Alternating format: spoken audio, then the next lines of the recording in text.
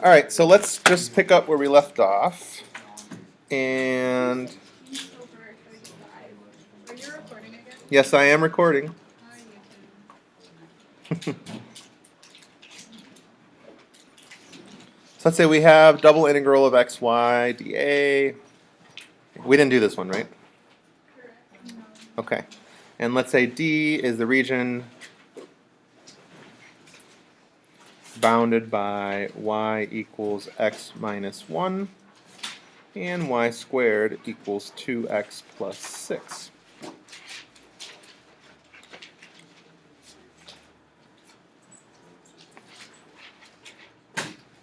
So why don't I give you guys a couple minutes here. Sketch the region. Sketching always helps.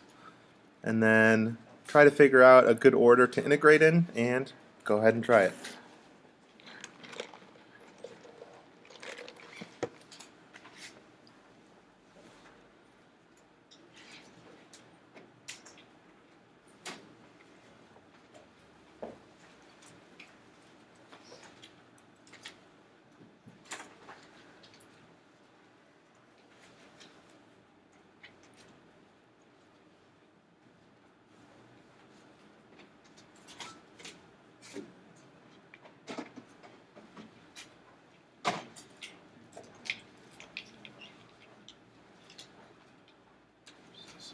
Oh, you're fine. No, I can't find handouts anyway. Oh, don't worry about it.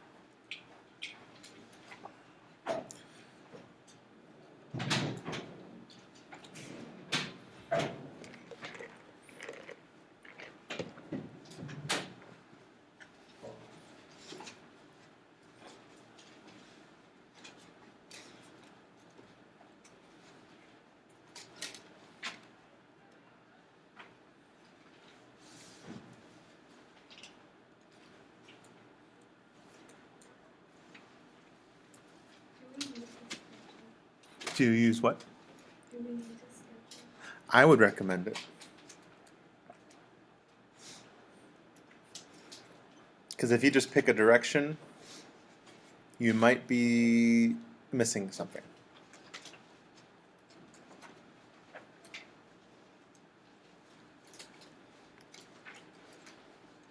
I'll catch up to where you. Hopefully, you have a sketch by now.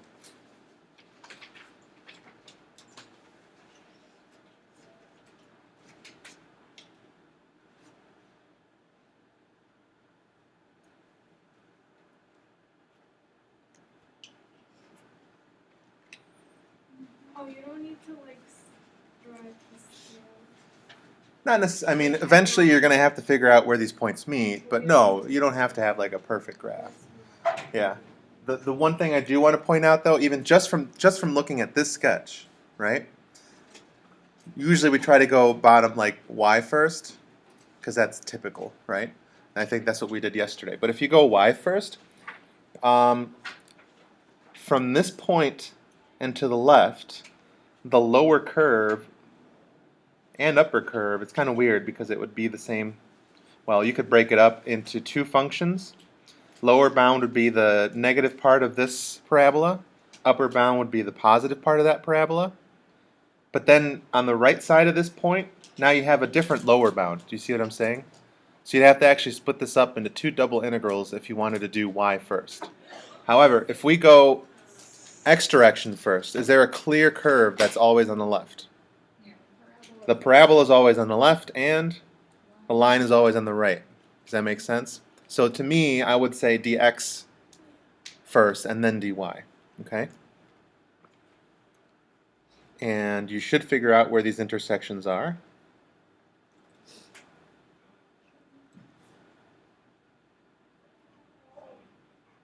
And then we'll, after you guys get it going, I'll actually write it up here.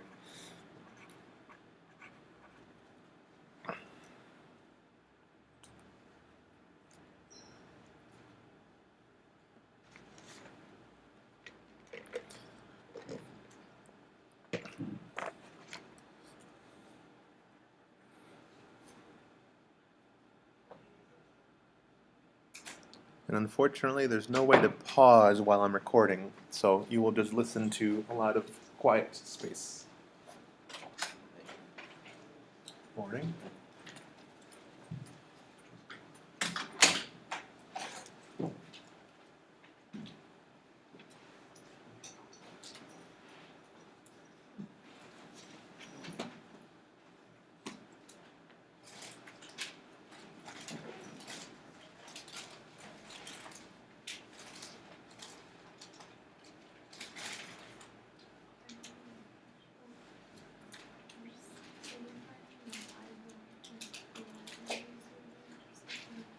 Well, we want to know what everything is.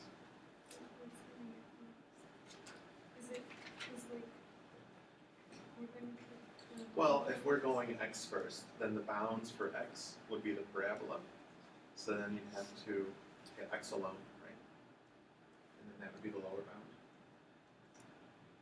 And then the right bound would be the line, but we want to use x, so get x alone in the line. So that part you don't have to figure out the x coordinate, but you do want to find the y coordinate then. So I guess to answer your question, what you're more concerned with is what the y coordinates are here and there, because that'll be your lower and upper bounds And for then y. for the function part, You just get x alone. Yeah. Morning. Sorry. Wait, so when you have a y square, like, how do you get that back in as like a plus or minus? Well, that's the beauty of it. Since we're using x first, you would isolate x in the parabola equation. So you wouldn't do like plus or minus. You'd only worry about plus or minus if you were using y as your bounds. Like if you're going dy first. Wait, so what are you?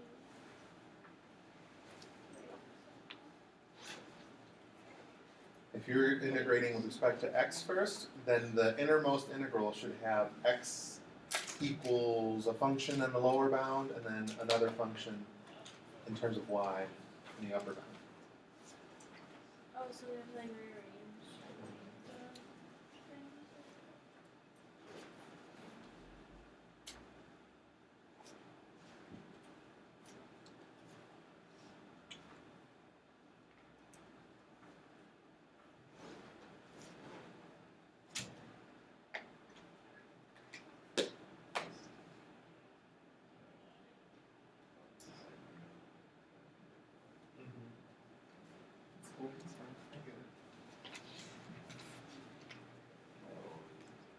Well, yeah, I'm waiting for you guys to try it.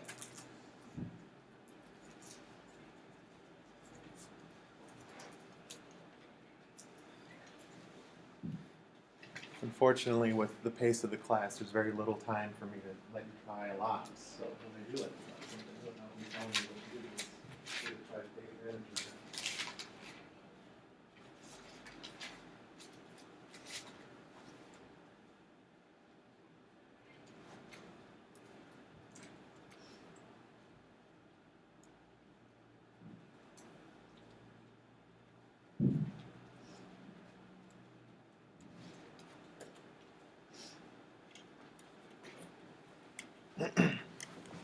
Okay.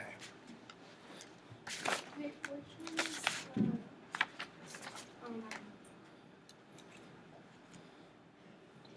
Did we determine the intersections yet?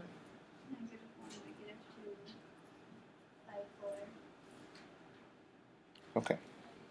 So then, when you set up the integral, the lower bound, which in this case is the left bound in the x direction, is the parabola, right? So we're going to take the parabola equation, get x by itself. What's x going to be?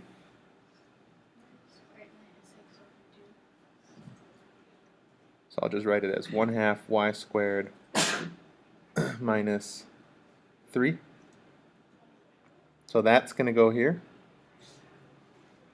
And then the right or maximum bound would be this line, right? We're going from left to right. So now we're running into this line. That's our rightmost curve. The equation in terms of x, I'm sorry, in terms of y would be y plus 1. So those are the upper bounds. And now in the y direction, we're going from here to here. So what are the values for y?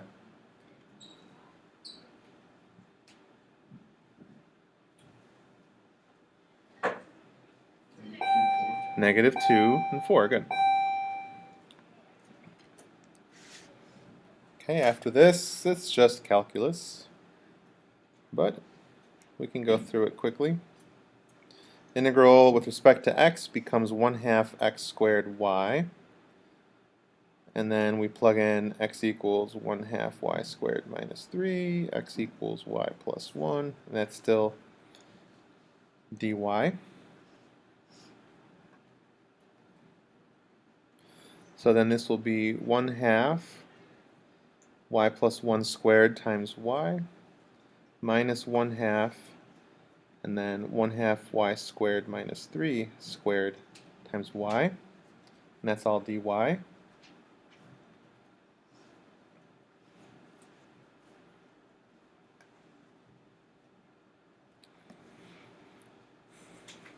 I think I just multiplied everything out. Let's see. This is y squared plus 2y plus 1 times a y, and then times a half. So 1/2 y cubed plus just y squared plus 1/2 y. And then over here, let's see, I might have to do this one step at a time. This is 1/4 y to the 4 minus 3y squared plus 9, but then multiply a 1/2 y to those terms, and we get minus 1/8 y to the 5th plus 3/2 y cubed, and then minus 9/2y.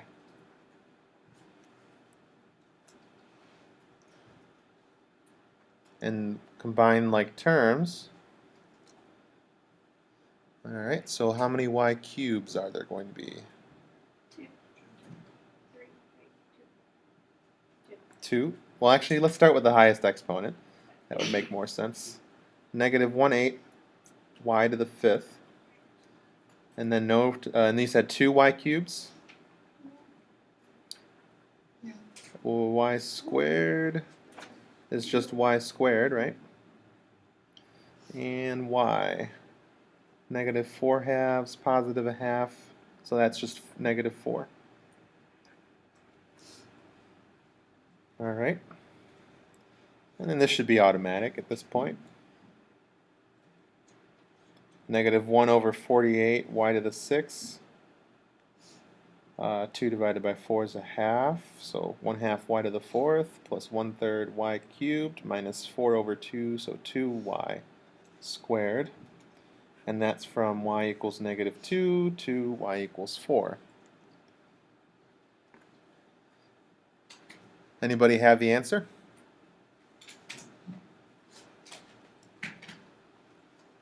I have it. Should I just tell you? Should we move on? It'll be something minus something, and you get 36. You should get 36. Okay. Obviously, the part that's new for you guys would be setting up the integral, performing the integration, because it's kind of tricky if you're not used to double integrals yet. But once you get to here, I argue that it's, that's just Calc 1 at that point, right? So you should be able to handle that. Yes? And then we didn't use the integral of dy dx because that would be two separate integrals. Exactly. Because if you go, let's say we're going this direction, right? So going from bottom up, this curve would be negative root 2x plus 6. This curve would be positive root 2x plus 6. So that would be your lower bound and upper bound. But that's only for this section. Because as soon as you go to the right of this point, now your lower bound is the line and your upper bound is the root. So you'd have to do two separate double integrals if you wanted to do it that way. Plus you get square roots in there, and no one likes square roots.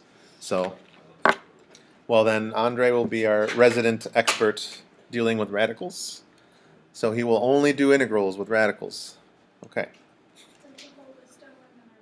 Yes, yes there are. Okay, any questions on this? So we have dy Usually, if you can get away with dy first, it's just convenient. Otherwise, if x makes sense, use x first for the order of integration. Okay? Let's try another one.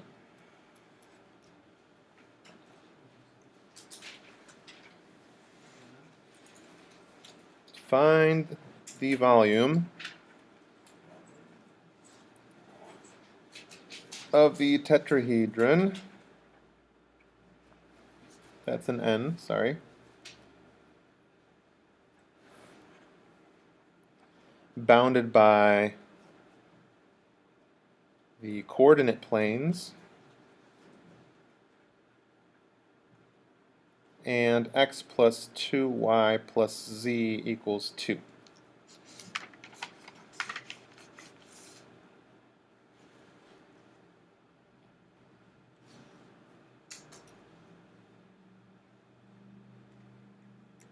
Okay. How do I find volume? Double integral. Okay. Let's sketch what's going on so we can determine what double integral to use, right? The coordinate planes, that would be like x, y, x, z, and y, z. So we're pretty much focusing on the first octant here. Does that make sense? And then this is the other piece we have to look at. So if we graph that, what is this? A plane, and easiest way is to graph the intercepts, right? So x-intercept is 2, y-intercept is 1, and the z-intercept is 2. So then here's the piece of the plane that's slicing through the first octant. But then we are also cutting it off on the coordinate plane. So do you guys see the tetrahedron here? Okay. Four-sided shape. Yeah. It can be different. I mean, this is essentially a pyramid too. Okay. So let's set up an integral. What function is the function that is trapping the volume underneath it? Because that's what we put in here, right?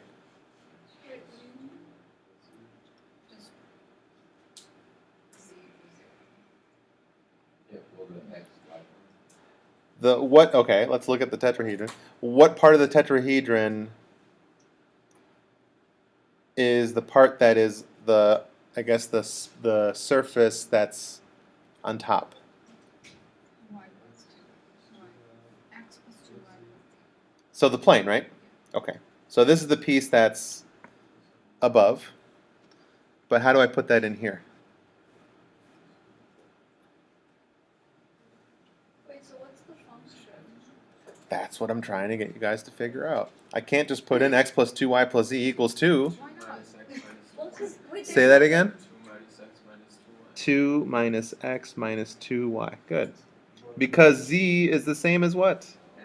F of xy, right? That's the surface, that's the top bound. Okay? Plus, if we did x, y, and z as a function in here, that would mean that not double integral anymore, but triple. So we don't want to do that, right? Not yet anyway. Okay. It's the same process though. It is. Okay, so here's the point. Get z alone. That's what you put on the inside of the integral here. And then this is supposed to be a region, right? So the region is this triangle down here. This is where R is. So let's see. If we go dy first, what's the lower, should I redraw it or can you see it? What is the lower bound for y? 0. The upper bound is this line, right? So it's not just a constant. What's the equation of this line over here? y minus. Negative 1/2 x plus 1, I heard, or, okay, same thing. So not bad. And then for x, what are the bounds in the x direction? So lowest x, highest x. 0 0 and 2. Wait, why did we decide on the y first? Why not? Does it matter? In this case, not really, because the integrals are going to be pretty straightforward either way. All right. Why don't you guys finish the problem? Got to get good at doing the calculations here. Okay. So once you have it set up, hopefully you can go from there. Yes. Since the y is bounded by the line, which has an equation, isn't that the reason why we should do y first? Do we want the integral to have a function for the boundary? Yes, that's a good point. But either way, if let's say we go x first, okay, then the left bound for x would be x equals 0, and we'd still have this bound on the right side. But then you'd have to change the equation. Instead of having y equals 1/2 x plus 1, you get x alone. It's, same difference.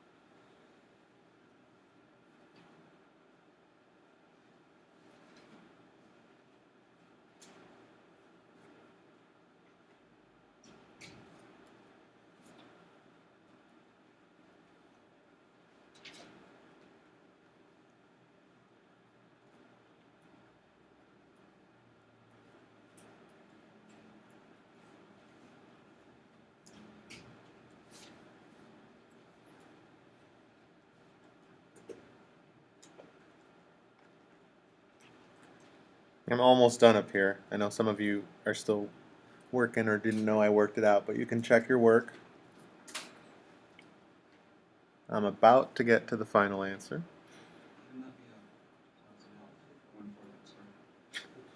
Yes. Thank you.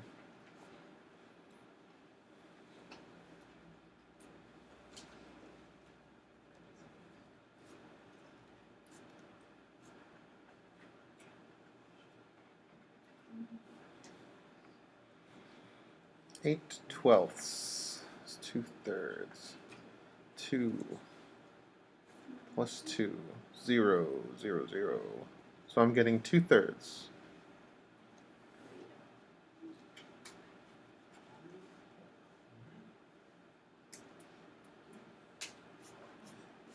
which, if you know how to find volumes of pyramids, should confirm it. You guys remember how to do that? 1/3 area of the base times height. Area of the base would be what? Times 2 times a third. So obviously that's a lot easier. But there's the connection. Okay. So 2 more things, concepts really, not things, but 2 important concepts that we have left in the section. And that is something that is very useful, reversing the order when necessary. So what I'll do is, because I mean, you guys understand how to integrate, right? So should we be focusing more on the setup than anything else? Or do we need to like keep integrating? Focus on the setup, right? Okay. So let's say we have a problem, and they say, here is this integral of sine of y squared dy dx, and they have it set up for you already. And you're asked to just go ahead and perform the integration.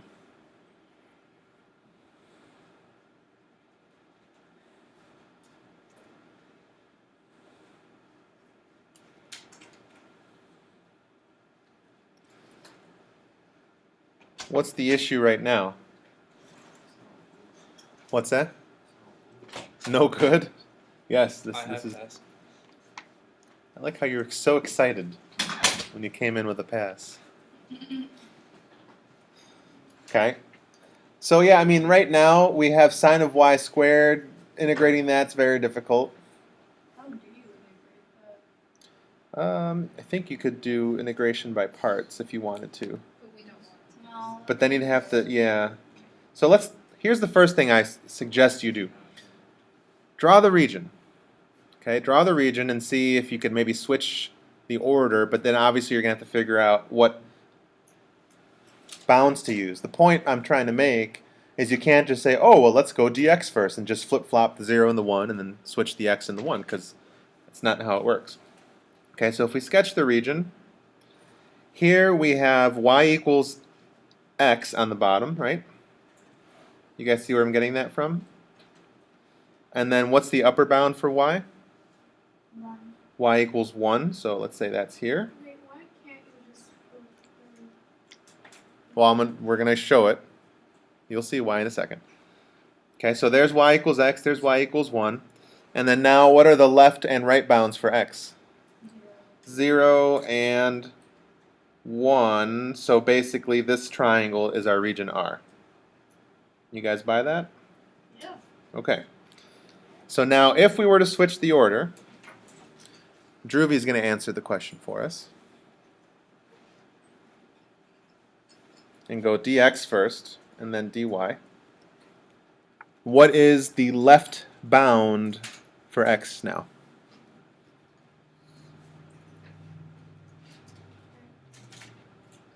What's x here on the left?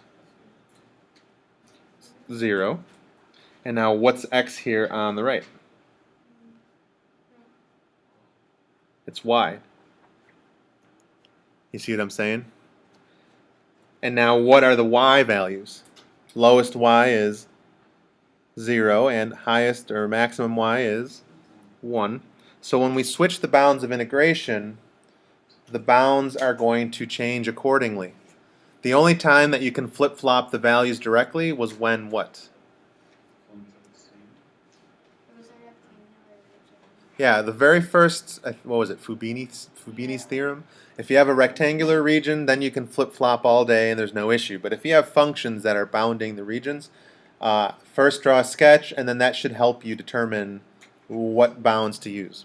Okay? For the upper bound for x, Mm-hmm. it's y.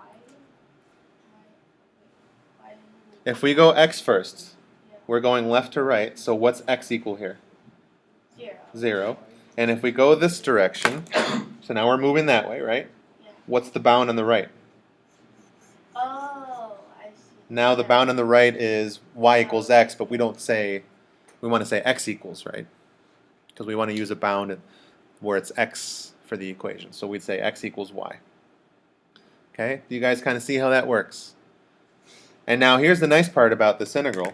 If we were to integrate with respect to x first, what do we get? X sine y squared, right?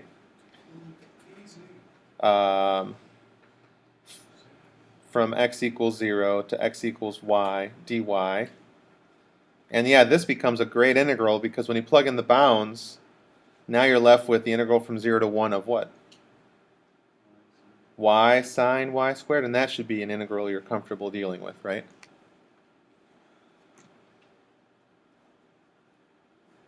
I hope. U equals y squared. So then here you have 1/2 of du. You can do u substitution if you want. Okay. Mm-hmm. Okay. So on and so forth. Okay. Any questions? Okay. Going once. Going twice. Almost. One last concept.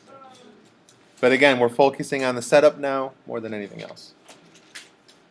Last thing we're going to talk about is area calculated with a double integral. Anything.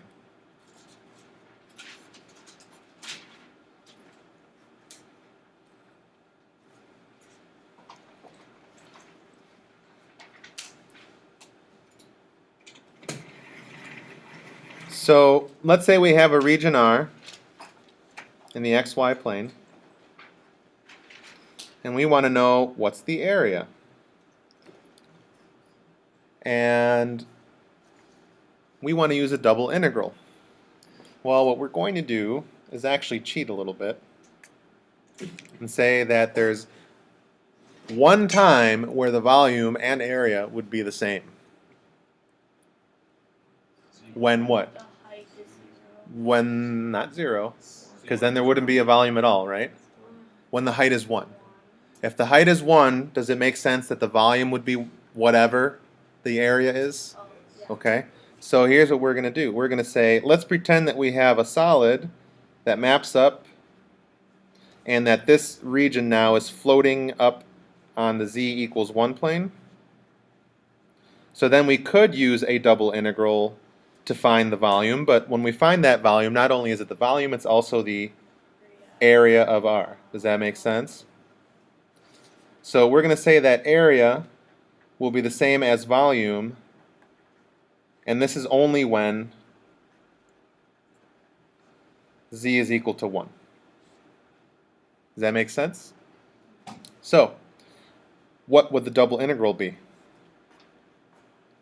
Instead of volume equals, now we can say area will be, what do I put in here? 1 dA, and this is your formula for area. Oh, because he is 1. Right.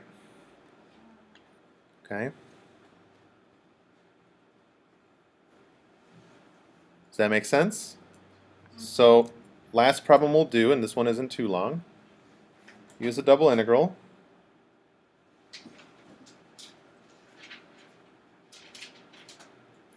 To find the area of R enclosed between y equals x cubed and y equals 2x in the first quadrant.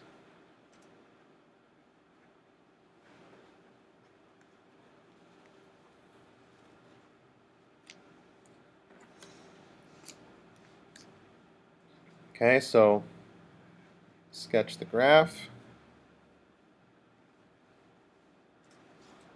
Here's the part of y equals x cubed. And then somewhere over here is y equals 2x, right? So again, I didn't draw the greatest sketch, but good enough. Here's our region R. This is the area we're trying to find.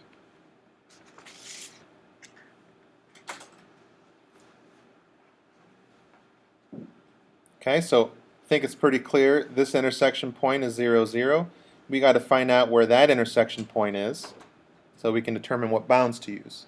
How could I do that? Yes? Why wouldn't we just do like what we did last year and just like do it with the single? Because we're just trying to make connections as to what double integrals are used for. So yes, could you do an integral from 0 to whatever this x is of y equals 2x and then subtract the same integral of whatever x is from 0 to that, and then that integral would be of x cubed? Yes, you can subtract those. I mean, that's essentially what's going to happen anyway. Okay. What's that? Did you guys figure it out already? X cubed is equal to 2x. Is that how you got it? Yeah. Okay. X will be plus or minus root 2, but we don't care about the stuff on the third quadrant. Okay. So let's set up the integral. We just integrate 1 dy dx. And what's the lower y curve? X cubed. The upper curve, or line in this case, 2x. And now the x bounds are from 0 to square root of 2. So there's your setup. Okay? And when you actually start doing the integration, when you integrate 1, you're going to get y. Plug in your bounds, you get 2x minus x cubed dx. And oh, look, that's what we said was going to happen, right? In Calc 1, isn't this how you would have done it? So it's the same thing. You just need to remember that not only can double integrals be used to find volumes, but they could also find areas of things if you know how to set it up right. What do we get? X squared minus 1/4 x to the 4. This is from x equals 0 to x equals root 2. Plug in root 2. 0 won't do anything. And what do we get? 2 minus 1. So 1. 1 square units. Hooray. So now we can find volumes, and you should be able to find areas. Okay? Any questions?